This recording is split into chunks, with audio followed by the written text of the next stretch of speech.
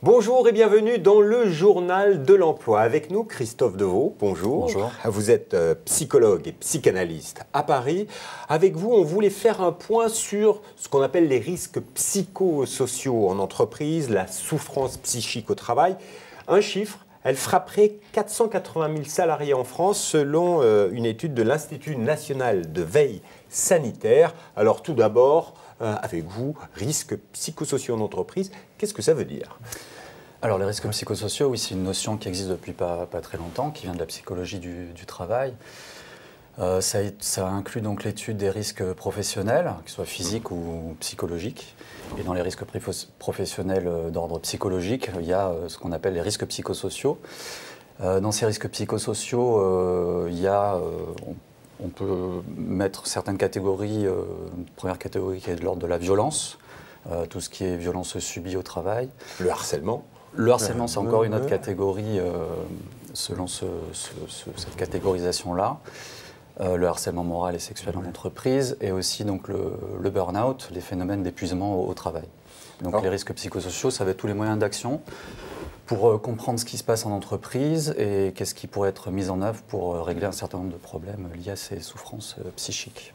Alors c'est quelque chose dont on parle de plus en plus souvent. C'est vrai que depuis la fin des années 2000, on parle de suicide en entreprise, on parle de ce fameux burn-out. Vous, j'imagine que vous traitez, vous avez des malades que vous soignez, on dit des malades, on dit des patients, non, des patients qui ont souffert de ce burn-out. C'est quoi la définition exacte du burn-out ? Alors c'est un peu controversé parce qu'on ne sait pas, il n'y a pas de définition qui est vraiment préétablie.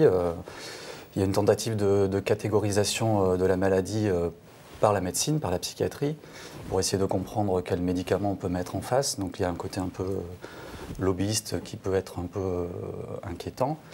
Moi, je suis plutôt du bord, on va dire, psychanalytique, qui est recevoir une personne dans sa singularité, essayer de comprendre ce qui se passe pour elle, et sans essayer de mettre des étiquettes qui vont réduire en fait les moyens d'action pour comprendre ce qui lui arrive concrètement. Donc le burn-out, on peut bien sûr en parler, mais il s'agit d'un phénomène d'épuisement. Généralement, donc, il y a un phénomène de fatigue. Il y a un phénomène de stress, il y a un phénomène de se sentir en situation d'échec ou d'incompétence. Et donc voilà, il y a un ensemble de traits comme ça. Finalement, c'est un cumul de facteurs et cumul de stress différents qui amène au burn-out.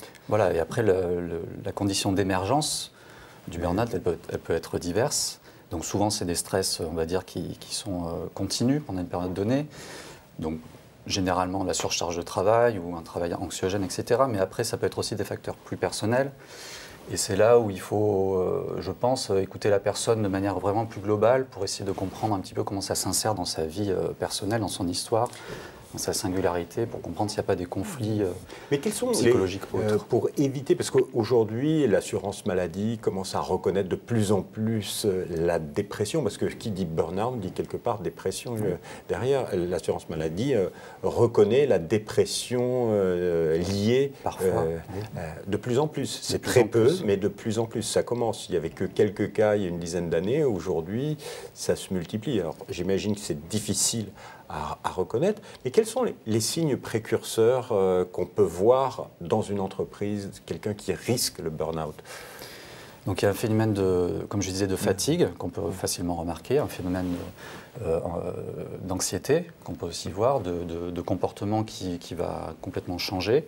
Donc quelqu'un qui va devenir plus nerveux, qui va être plus agressif, qui va moins gérer ses émotions et qui va se sentir incapable de faire des choses qu'il avait pour habitude de faire relativement bien. Donc il va se sentir incompétent, en situation d'échec très rapidement, et très vite submergé dès qu'il y a la moindre tâche supplémentaire à faire, par exemple. Voilà, il y a des signes comme ça qu'on peut, et qui sont mesurés. Il y a des outils de psychologie du travail qui permettent de mesurer ces facteurs-là, effectivement. Donc je disais tout à l'heure qu'il y a un côté un peu inquiétant par rapport au lobbyisme médicamenteux, etc. Mais il y a un côté vertueux, qui est le côté, oui, on peut repérer des signes et on peut essayer de mettre en place derrière des solutions adaptées pour agir dans l'entreprise pour trouver des solutions. Et ça, dans l'entreprise, qui sont les acteurs qui peuvent accompagner la personne avant que le burn-out explose ? Alors, quand on voit des signes comme ça, quand on a un collègue de travail, par exemple, ou qu'on les ressent soi-même, la première chose à faire, c'est de contacter ce qu'on appelle le CHSCT quand il existe. Donc, c'est un comité d'hygiène, de sécurité et de conditions de travail, qui est une instance dans l'entreprise, qui est obligatoire à partir de 50 salariés, qui permet justement d'aller voir les personnes qui sont compétentes, qui vont orienter vers la médecine du travail, vers des avocats quand c'est nécessaire, notamment quand il y a du harcèlement, des psychologues, des avocats, etc., des associations, etc. En dessous de 50 salariés, quand cet organisme n'existe pas, ce comité, il y a les délégués du personnel qui, normalement, ont toutes les missions du CHSCT. Bon, le problème, après, c'est un manque parfois d'information et de formation qui n'ont pas toutes les ressources documentaires, juridiques. Voilà, c'est un peu délicat et compliqué. Mais il y a des personnes vers lesquelles on peut se tourner dans l'entreprise. Pas forcément l'employeur directement, voilà, des syndicats, des délégués du personnel et des membres du CHSCT. Et quand il n'y a pas tout ça, parce qu'il y a énormément de petites... Il y a toujours des délégués du personnel. Voilà. Donc, d'accord. on peut toujours contacter quelqu'un qui est représentant des salariés dans l'entreprise.